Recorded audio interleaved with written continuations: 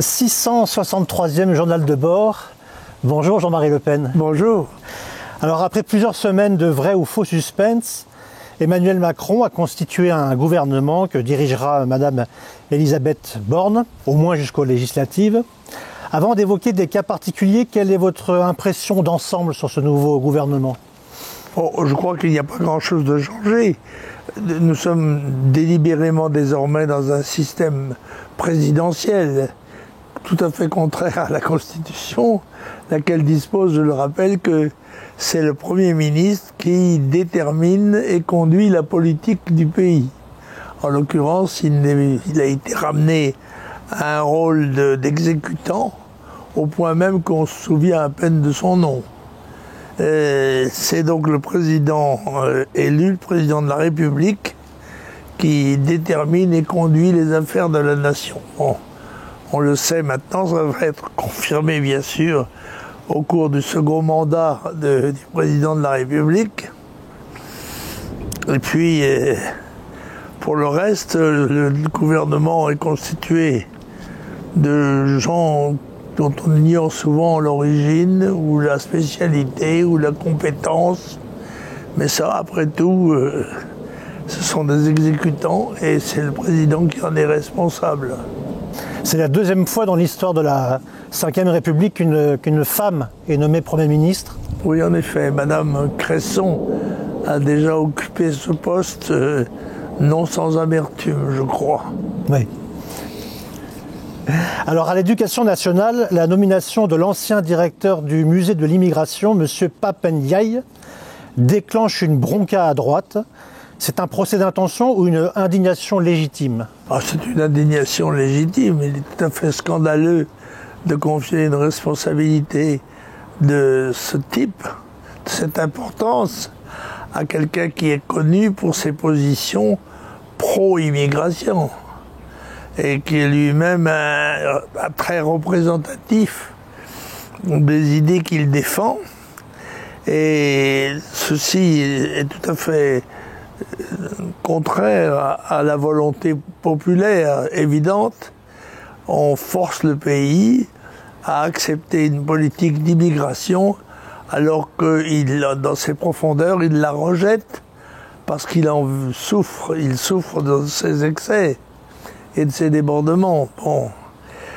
Malheureusement, on sait que le problème de l'immigration est un problème tellurique, dramatique, puisqu'aussi bien il condamne à échéance l'Europe à être progressivement envahie par la masse, par les masses populaires conséquentes au développement considérable de la démographie mondiale, laquelle, je le rappelle, est passée de 2 à 8 milliards d'habitants, quadruplée en 50 ans, et est en voie d'expansion continue. Par conséquent, on ne voit pas très bien ce qui pourrait l'arrêter. Normalement, c'était dans temps ancien les conflits, les épidémies, on n'est pas à l'abri de ce genre d'événements, mais aucun d'eux n'est en relation avec le chiffre extraordinaire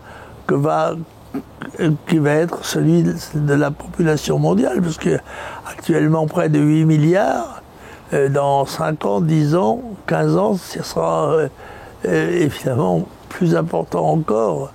Et le problème n'ira pas en se résolvant, compte tenu du fait que les ressources humaines n'augmentent pas, pratiquement, même pas dans la même proportion, bien sûr, mais n'augmentent pas du tout. C'est quand la part individuelle de la richesse mondiale ne cesse de diminuer. Et ce qu'on appelle le grand remplacement est une véritable menace selon vous ? Ça c'est tout à fait un autre problème. C'est un problème corrélatif, si vous voulez. Mais il y a en effet, on osait à peine prononcer ce mot il y a encore quelques mois, mais il est bien évident qu'il y a un grand remplacement de la population européenne par les populations exogènes. C'est tout à fait clair, ça. Et relativement, assez rapidement, on constatera que dans certaines régions, déjà certaines communes, mais certaines régions, pratiquement les étrangers d'origine seront majoritaires, ce qui change fondamentalement la nature même des rapports politiques internes d'un pays. Je connais des villes, par exemple, je crois que c'est Tarascon, qui a 6 écoles primaires, et dans ces 6 écoles primaires, il y a 90% d'immigrés ou enfants d'immigrés. Voilà. C'est un problème dramatique et rien n'est fait pour y résister ou combattre. Et c'est notre sécurité, enfin, celle de nos descendants. Et la sécurité, la liberté, l'existence même de la civilisation occidentale qui, dans les décennies à venir, va être mise en jeu. Alors dans ce nouveau gouvernement, il y a aussi l'affaire Damien Abad, dont le côté glauque s'aggrave de jour en jour. Que révèle-t-elle de l'évolution de la société sur les rapports hommes-femmes, d'après vous? Écoutez, je ne connais pas les détails des incidents qu'a pu connaître M. Abad, dont la présence au ministère est évidemment symbolique.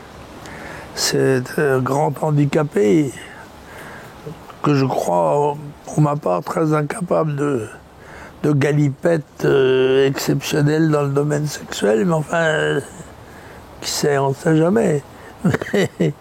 Mais il est certain que sa symbolique est atteinte très directement par ces accusations, avec aussi la constatation assez pénible que même les décisions de justice ne sont pas prises en compte par l'opinion publique, puisque dans le cas précis, je crois que par 2 fois, il a été décidé qu'il n'y avait pas lieu, n'est-ce pas?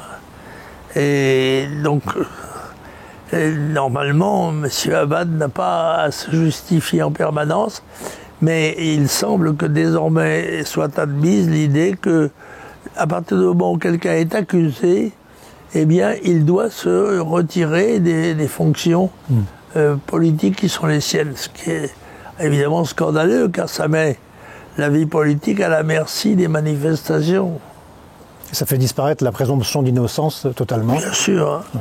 Une de ses soignantes a pris sa défense en expliquant qu'il n'était même pas capable tout seul d'agrafer ou de désagrafer une chemise. Oui, on voit bien que c'est un très grand handicapé, qui témoigne d'un très grand courage d'ailleurs face à la vie et à ses obligations. Mais en effet, que cette affaire d'accusation de débordement sexuel repose surtout vise un homme comme celui-là, prouve jusqu'où peut aller l'inimitié populaire. Alors la campagne pour les élections législatives est lancée, marquée à gauche par l'union des gauches, et malheureusement à droite une dispersion des droites. Le résultat final est-il joué d'avance d'après vous? Non, rien n'est jamais joué d'avance. Mais en l'occurrence, bien sûr, M. Mélenchon a fait son beurre de la division de la droite, mais il n'a réussi son opération que parce que la gauche est elle-même considérablement diminuée. Et que par conséquent, elle est plus facile à réunir maintenant qu'elle ne l'était quand les partis politiques qui la composent étaient des rivaux. Maintenant, ils sont à peine des soutiens réciproques. Alors, je ne crois pas personnellement à la victoire électorale législative de M. Mélenchon. Il n'en reste pas moins que la division de la droite, mais c'est ainsi.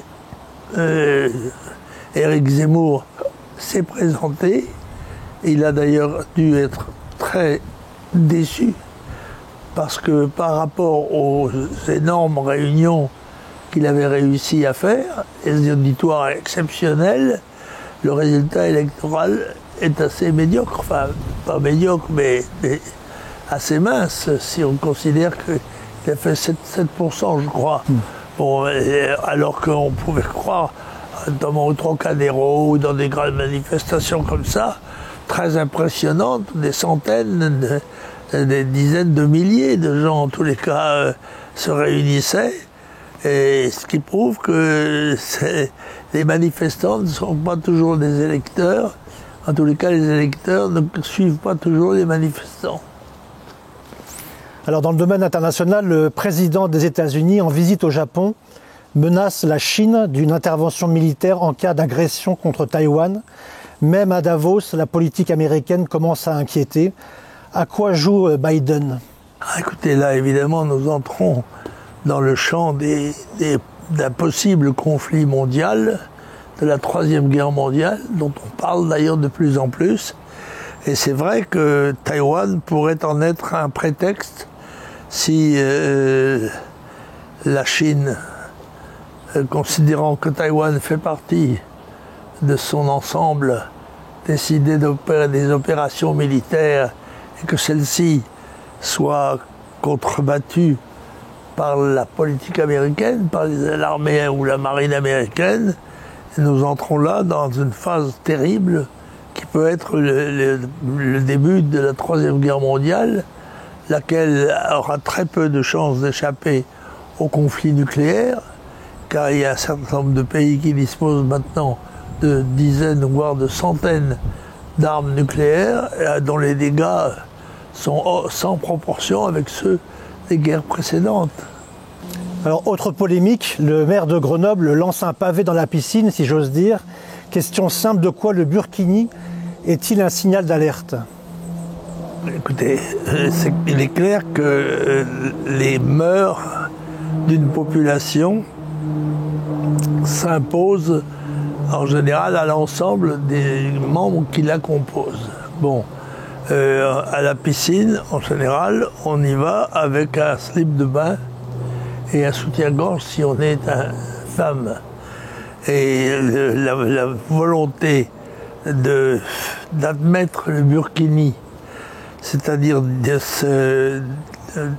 l'habillement, d'être habillé pour entrer dans la piscine, est tout à fait contraire, à mon avis, à la loi, à l'esprit de la loi, et doit être combattu très vivement. Alors la démagogie peut amener un certain nombre de maires à essayer de recueillir des voix des communautés musulmanes, en l'occurrence, c'est de cela qu'il s'agit, puisque c'est la religion musulmane qui impose ces équipements aux femmes qui n'ont pas le droit de montrer aucune partie de leur corps. Alors, c'est clair que le maire de Grenoble s'est trouvé contredit par le préfet, ce qui me paraît normal, et je crois qu'il devra s'incliner et que l'accès aux piscines sera absolument interdit à toutes sortes de déguisements, car on peut en imaginer d'autres, n'est-ce pas, celui-là ou d'autres, ou des gens qui viendraient en smoking, par exemple, pour se baigner, ou en habit, je ne sais pas, ou déguisé en clown. Je crois qu'il faut être très ferme dans la défense du principe général de comportement de notre civilisation. Très bien.